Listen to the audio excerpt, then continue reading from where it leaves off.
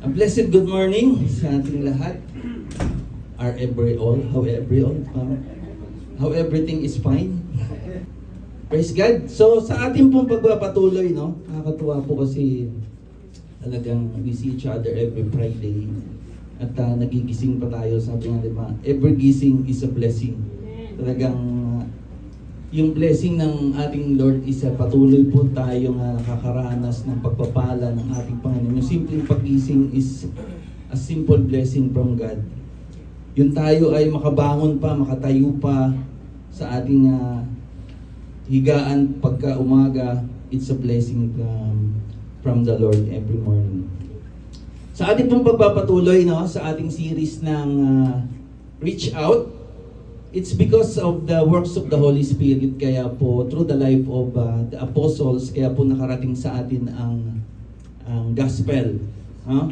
Kasi dati, kung ikaw ay hindi ka nakarating po sa Gentiles yung gospel, kasi kung hindi ka Jew or pinanganak na Hudyo, ikaw ay Gentiles. Tama ba? So kung ikaw ay hindi Gentiles, ikaw po yung sinasabi nila dati na hindi ka kasama dun sa God's chosen people, which are the Israelites. But thanks be to God, kasi si Lord po ang nag-abot sa atin para po makarating sa mga Gentiles na hindi po original na Jew through the power of the Holy Spirit and to the sacrifice of His Son, Jesus Christ. That's why we are called also now sons and daughters of God. And because of Christ, we are saved. And because of that, we also become His son and daughters. And I believe, kaya po kayo nandyan sa inyong kinaupuan, ay isa po kayo na inabot ng ating Panginoon. Kung ikaw po ay in-invite ng isang kapatid o sinundo ng isang kapatid, kaya ka po nandyan, I believe ginamit po siya ng ating Panginoon. But still, it's the Lord na siya pong nagdala sa atin, sa iyo, dito sa ating sambahan. So, pakisabi sa katabi mo, si Lord ang nagdala sa iyo. Sabihin mo rin, si Lord din ang kukuha sa iyo. Soon pa, hindi ngayon. No? Buti si Lord, hindi. Gusto mo ba, hindi si Lord ang kumuha sa iyo? Praise be to God, no? And I believe, kaya nandito at nandiyan ka po sa iyong upuan ngayon is dahil inabot po tayo ng ating Panginoon through His grace. Ang ganda po ng ating mensahe. Karugtong po ito karugtong po ito ng Bible study natin this morning. And I believe na ang Diyos po ang unang nag-reach out sa atin through His Son. Ang purpose po ng ating Panginoon, kung kaya po siya naparito upang tayo po ay maligtas. Ang unang inabot ng Diyos, kaya po tayo niligtas ang ating Panginoon ay para po sa ating purpose, na tayo po ay maging witness.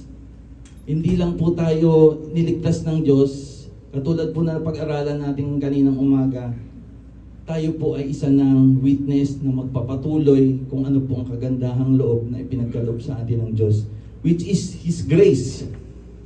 Kaya po tayo naabot ng ating Panginoon. Ay, nasa akin na po. Sorry. Kaya ang pag-usapan po natin sa umagang ito is, you are saved to serve. Hallelujah. Let's pray. Father, we thank you for this wonderful day na muli niyo po kaming ginising, na full of strength, full of joy, and full of thanksgiving in our heart, Lord, to worship you this day, to give you thanks in all of that you are doing to do in our lives, Lord. And as we gathered in this place, thank you for the presence of the Holy Spirit. Let the Holy Spirit teach every one of us, open our spiritual ears, eyes, and heart, so that we may able to receive your word today. And prepare our heart, Father, and as we listen to your word, let your words be a healing, blessing, joy, and peace to your people. Speak to each and every one of us, even sa mga nakasum, Lord. Be with them, speak to them, bless them, Father. This we pray, in Jesus' name. Amen and amen. Hallelujah. So, you are saved to serve. Pagsabi sa katabi mo, you are saved to serve. Hindi ka lang po sinave ng ating Panginoon, but to serve. Sabi dyan, di ba? For it is by grace you have been saved through faith. And this is not from yourselves, it is the gift of God, not by works, so that no one can boast. So ang ibig sabihin po, maliligtas lang ang isang tao sa pamamagitan ng kagandahang loob ng Diyos, no? Yung grace, yung po yung biyaya ng ating Panginoon. Dito po sa mundong ating ginagalawan, ang pagkakaalam po ng tao is lalo na po yung hindi mga mananampalata, is yung salvation is kailangan mong pagtrabahuan. Kumbaga, ito po yung gift na matatanggap mo or reward na matatanggap mo in your good works. Kumbaga, you need to work out para ma-receive mo yung salvation. Ito po yung pagkakaalam nila.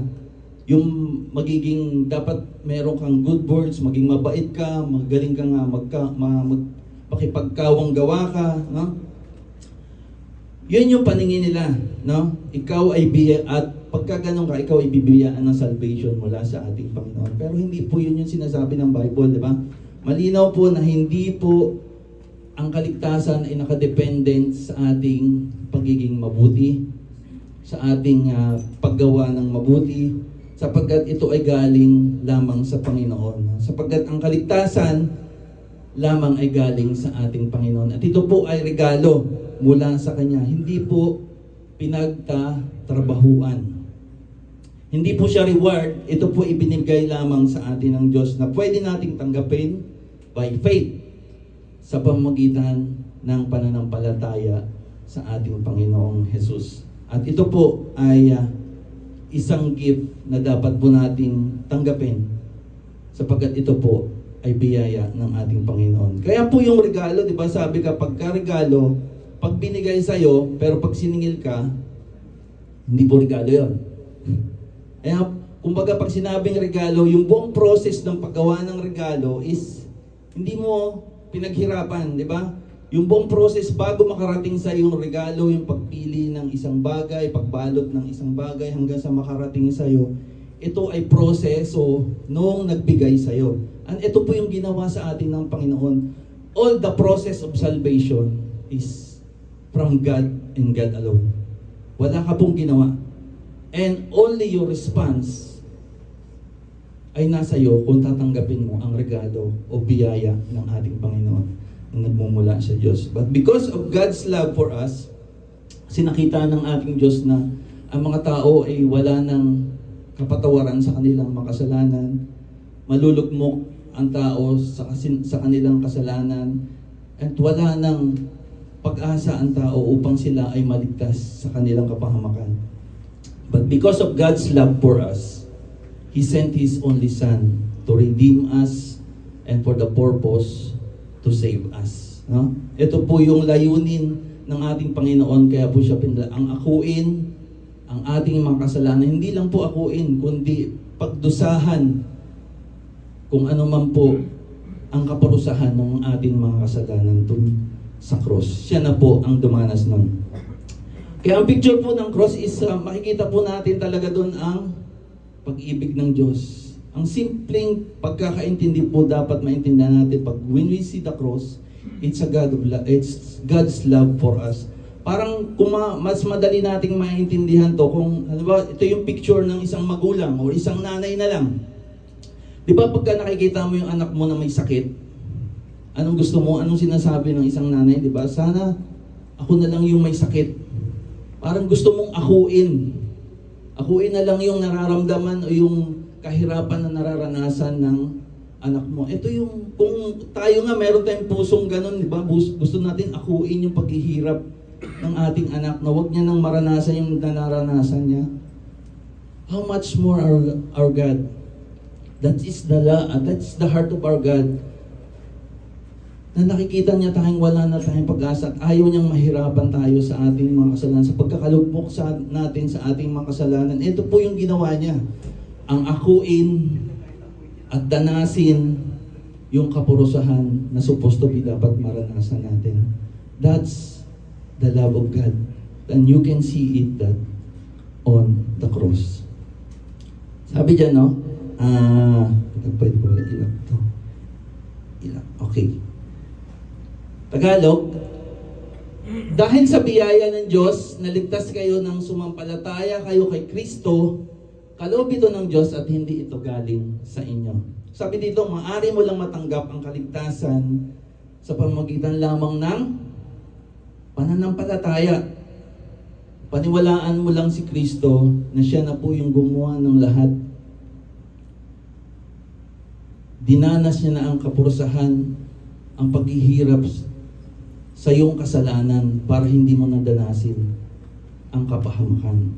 No, kumbaga hindi mo na pinagtrabahuan ang iyong salvation. Ang sabi niya diyan, sabi diyan, makakamtan mo lang ito ng libre.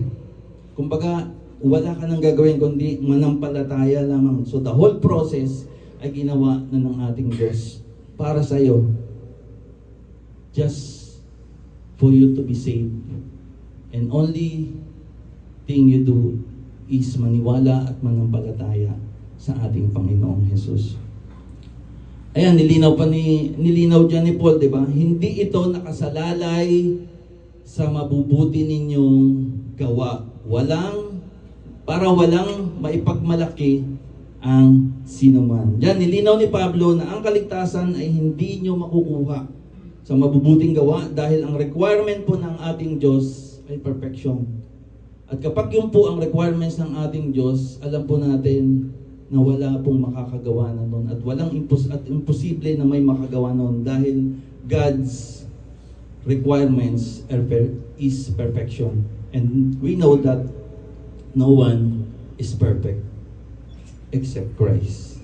So, imposible po na may masave po sa atin if God's requirements. Kasi if salvation is dependent on your good works, lahat po tayo hopeless.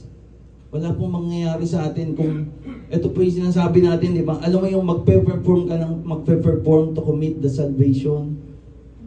Mag-e-effort ka ng todo-todo at in the end, kulang. Kasi God requires perfection. And one sin, all of the sin is also a sin.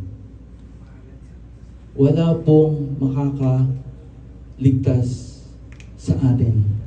Because God's requirements supposed to be dapat perfect. Ang tanging response na lang po natin talaga dito is, thank you Lord. Kasi if God needs salvation for you to work, wala po talaga. Hopeless tayo. And because of just the grace of God, it's because the love of God for us, wala na tayong gagawin kundi, ang sabi nga, di ba, manampalataya ka lang. Manalig ka lang sa ating Panginoon that He do everything for you to be saved. Kaya sabi dyan, di ba, para walang maipagmamalaki ang sinuman. Magkapagdating natin sa langit doon, lahat tayo pantay-pantay. Lahat tayo humble. Walang magsasabing, uy, nililibre ko siya dito sa Shaoli, kaya ako nakarating ng langit. Sinusundo ko lagi yan si kapatid. Kaya ako nakarating sa langit. Marami akong kawang gawa sa Pilipinas. Kaya nakarating ako ng langit. No? Nagbibigay ako lagi ng tithes. Kaya ako nakarating ng langit. Hindi po yun ang sinasabi ng Diyan. Kaya sabi niya, wala po tayong maipagmamalaki because God did everything for us. Now, sa verse 10, hindi ito, nilikha tayo ng, sumura po ako, sorry. For we are God's handiwork, created in Christ Jesus to do good works which God prepared for us in advance. Tayo po ay nilikha ng Diyos ng isang masterpiece. Kumbaga, ito po yung, napaka perfect po natin na tayo po ay ginawa ng ating Diyos as His masterpiece. Kaya nung nagkasala po tayo, binalik po tayo ng ating Diyos sa original na purpose natin, which is original design po natin ay yung to do good works at gumawa ng mabuti. Nilikha tayo ng Diyos sa pakikipag-isa natin kay Kristo. Binigyan niya tayo ng bagong buhay para gumawa tayo ng kabutihan. na noon pa may tinalaga ng Diyos sa atin. Kaya po nung tinanggap natin ang biyaya ng kaligtasan, tayo po ay mayroon ng bagong buhay kay Kristo. Dahil tayo po, dapat po nating maintindihan that we accept Christ, we have a new life. Kumbaga, kung dating na tayo, kalimutan na po dapat natin talaga yon. Kaya po tayo hindi na maabot ng ating Panginoon. Tandaan po natin, no? Kaya hindi po tayo maabot ng ating Diyos before dahil sa ating mga kasalanan. And we know that God hates sin. And we know that God loves sinner. But the mere fact of that, dapat po nating maintindihan na ang Diyos ay kinamuhian ang kasalanan. God seriously hates sin. Ayaw po ng Diyos ng kasalanan. Yun po yung pinaka-factor natin. Dahil ang Diyos, gusto niyang pagpalain ka. No? Ang blessing ng Diyos, nandyan lang naman eh. Kumbaga, ito yung pagpapala ng ating Diyos na gusto kanyang pagpalain. Tingnan po natin tong slides na to. If sin ay wala po sa ating mga buhay, ano po ang makikita natin dyan? Our worship, our prayer, our praise is directly to God. Wala pong nakakahadlang, and the response of God in our life, our protection, our health, our prosperity, our wisdom, and more blessings na mula sa ating Panginoon ay expressway na nakakarating po sa atin. Yan po ang buhay na wala sa kasalanan. And let's see this another slides. Kung nananatili po tayo na may kasalanan sa ating buhay. Any sins that we have in our life, pride, envy, anger, sloth, greed, gluttony, lust, ano po nangyayari sa ating worship? Ano pong nangyayari sa ating prayer? Ano pong nangyayari sa ating pagpupuri sa Panginoon because of sin in our lives? Bumabalik lang sa atin. At ang pagpapala ng Panginoon, ito yung gusto natin, di ba? Blessing. Ano nangyayari sa blessing ng ating Diyos na gusto niyang ibigay sa atin, pero hindi nakakarating sa atin because of that sins in our life? Humihingi tayo ng health, humihingi tayo ng protection, humihingi tayo ng prosperity, humihingi tayo ng wisdom. Nakakarating ba sa atin? Di ba kayo nagtataka? Kung ano-anong hinihingay natin sa Lord, di ka nagtataka bakit hindi nakakarating sa akin? Ay, hindi nakakarating sa atin? Alam niyo po, no? That is how God's serious about sin in our life. Hindi naman po tayo ang hadlang para pagpalain tayo ng Diyos. Ang hadlang po ng pagpapala ng Diyos is yung sin sa ating buhay. So stop sinning because it's compromising our blessing. Ba, ganda ng quote na yun pala, no? Revelation lang ni Lord John. Stop sinning because it's compromising your blessing. Imbis na tumatanggap po tayo ng pagpapala sa Diyos, hindi po nakakarating sa atin dahil sa ating mga kasalanan. And it's a challenge for us, mga kapatid. Kung nagtataka ka kung bakit hindi mo natatanggap mga blessings sa'yo, huwag mo tanungin ang Diyos. Tanungin mo ang sarili mo. Is there something na ginagawa ka sa buhay mo kaya hindi nakakarating sa iyo ang mga blessing na gusto mong hingiin sa Diyos, na hinihingi mo sa Diyos? Ask yourself if there is something na nagiging hadlang ng pagpapala na supposed to be na natatanggap natin. Ask yourself and not to ask God. Ikaw lang po ang nakakaalam nun. No? And it's a challenge for us, lalo na po dun sa sa mga umaattend ng Sunday prayer. Challenge to kasi kung alam mo na may ginagawa kang kasalanan sa buhay mo, kung alam mo na meron kang sin sa buhay mo na hindi mo mabitaw-bitawan, I challenge to you, huwag ka na pumunta ng prayer meeting. Bakit? Useless. Diba? Mas okay pa na 2-3 lang umattend ng prayer meeting, but it's pure heart. No?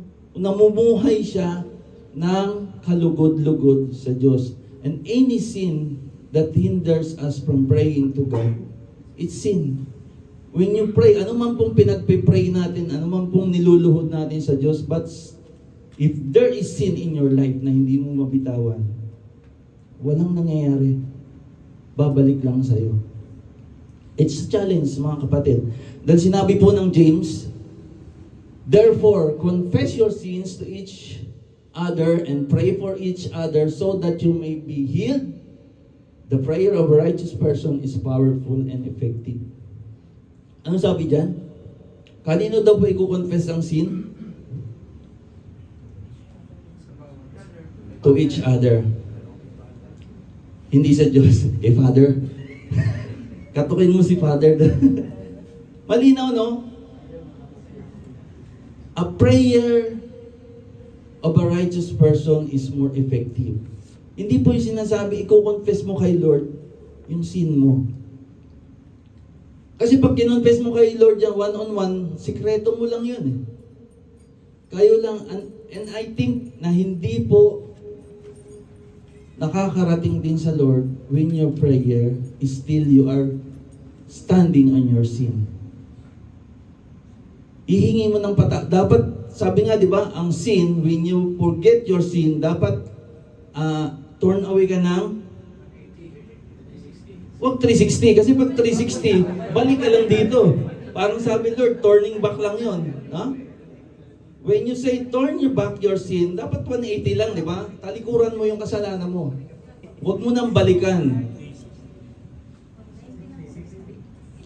Kasi when you turn back your sins, umikot ka lang. Sabi mo, Lord, excuse me lang, ikot na ako, balik lang din ako. Baka daw pwedeng tumawad 90 degrees. Alis ka, at least, hindi ka bumalik. Diba? Sabi nga, diba, ang buhay natin is parang unti-unti po tayong binabago ng ating Panginoon. Parang transformation po ng isang from cocoon to a butterfly. Pero 20 years ka ng transformation, huwag mo na. Abutin na ng 40 years yung transformation mo, hindi ka pa rin nagbabago. Now, ang sabi dyan, di ba?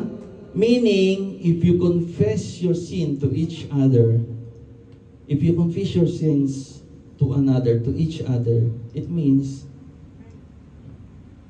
you need to pray to each other. And if you confess your sin to each and every one of us, nakakatulong po tayo na mag-pray sa ating Panginoon. And it's meaning pala, if you confess your sin, it will make you a righteous person. Kasi kinonfess mo yung kasalanan mo. Inirelease mo kung ano man po yung tinatago mo sa buhay mo. And it helps you doon sa pinag-confessan mo ng sin to help you pray for that sin to God. Dahil sabi, a righteous person is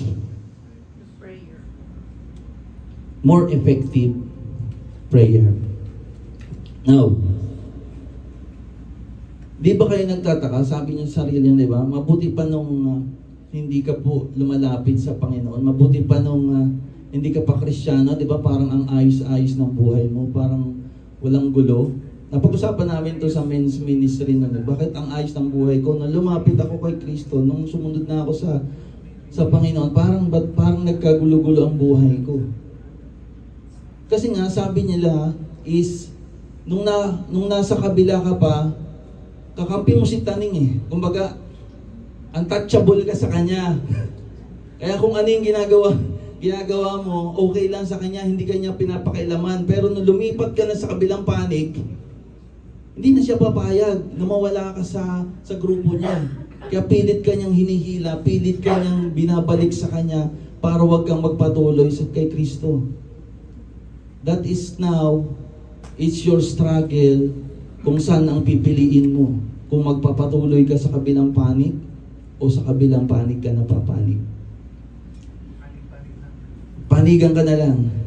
Ito po yung kahulugan at kahalagahan po, no? Pag kay Lord na po tayo, it is important for us to need to commune to Him daily, to read our Bible daily, and to be connected to Him daily. Kasi baka kainin po tayo ng atheist. Ano po ba yung mga atheist?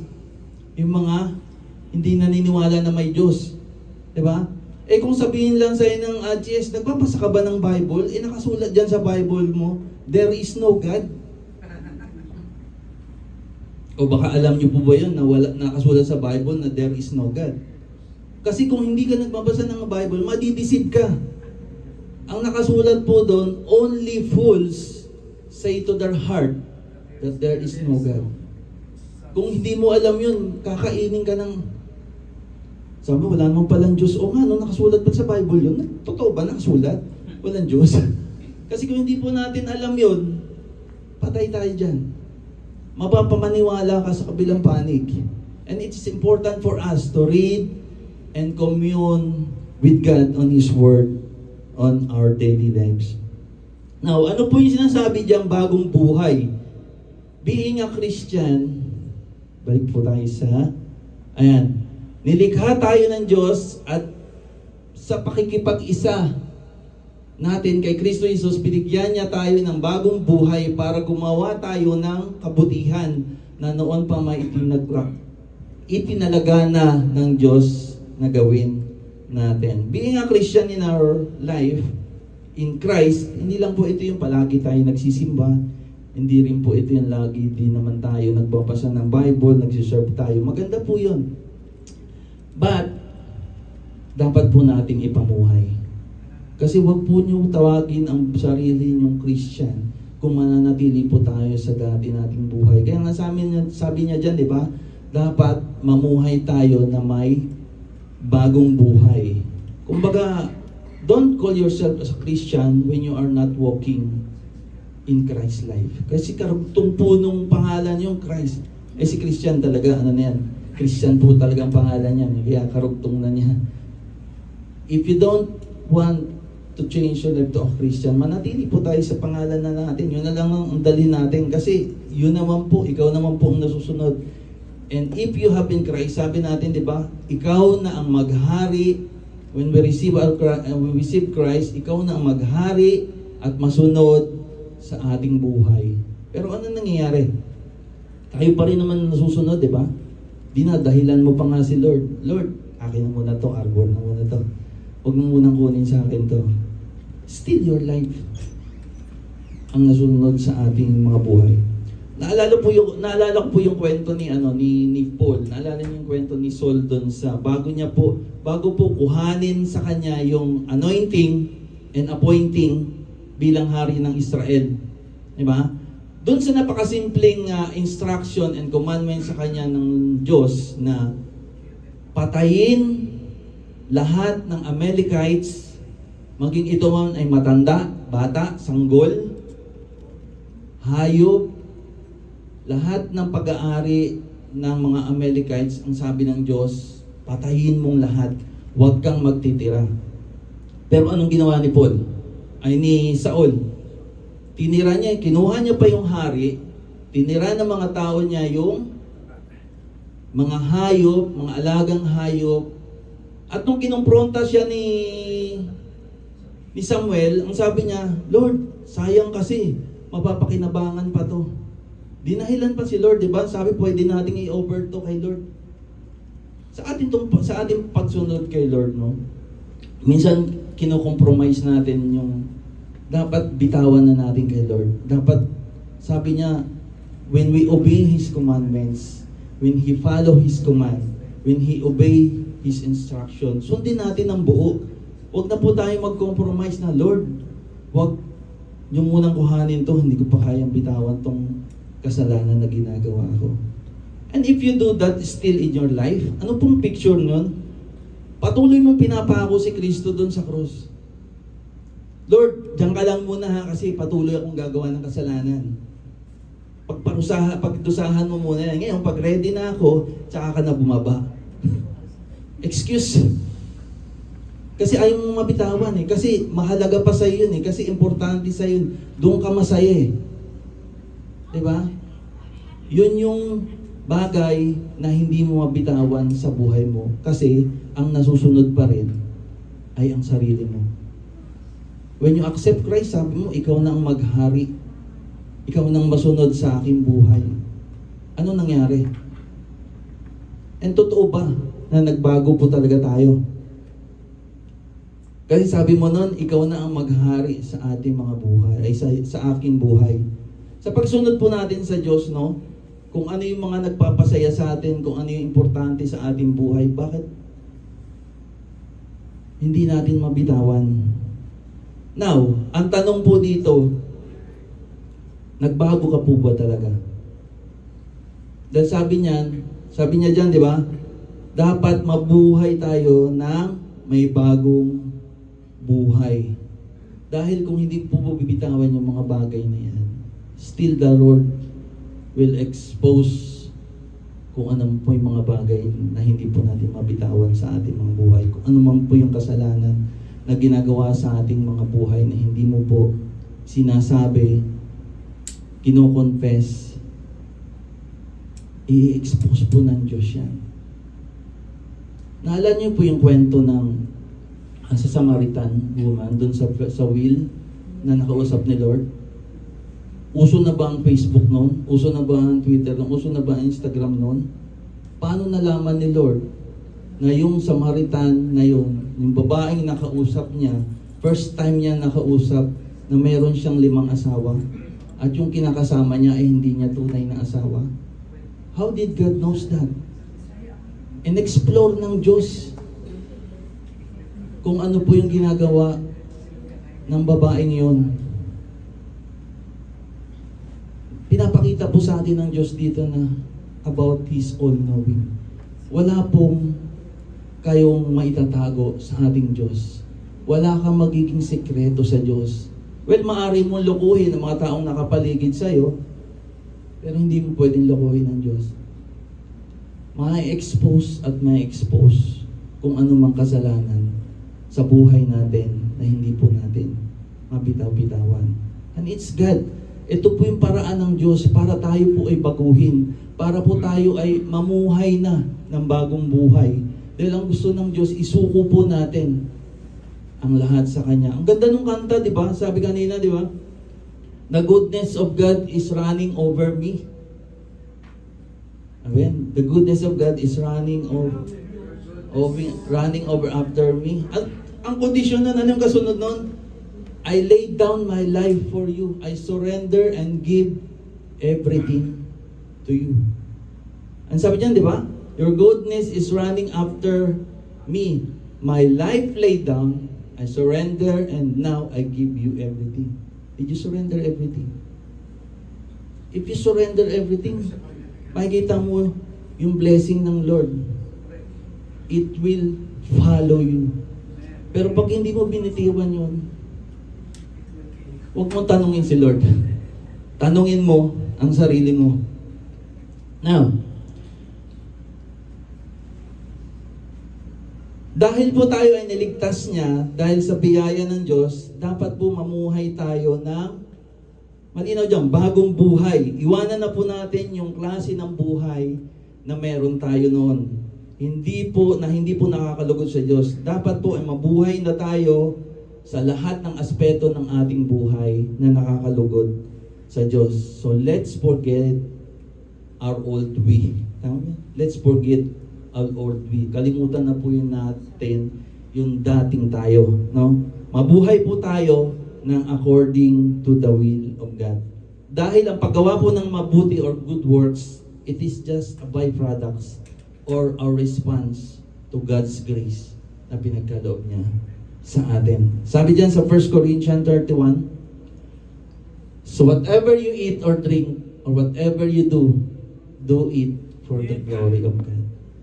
Diyan po tayo talaga babalik. So talaga pong dapat intentional po nating ginagawa ang lahat ng bagay na nakakalugod sa Diyos, na nakakapagbigay kapurihan sa Diyos, na nakakapagbigay saya sa Diyos. Dahil ito po yung gusto niya na ipamuhay natin ang magkaroon ng bagong buhay na nakakalugod sa Diyos. So be intentional.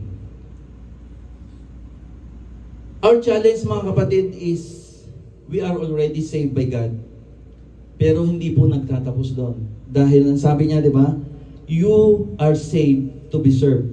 We need to serve God by doing good works for His glory as our response to His love, response to His grace, response to His mercy, that He gave us salvation in our life through Christ. Now, kung nakita niyo po ang inyong sarili na wala pang ministry, na wala pang ginagalawan sa ating ministry in this church, it's time to get involved, no?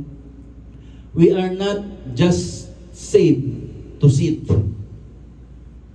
We are saved to serve. Let's pray. Hallelujah.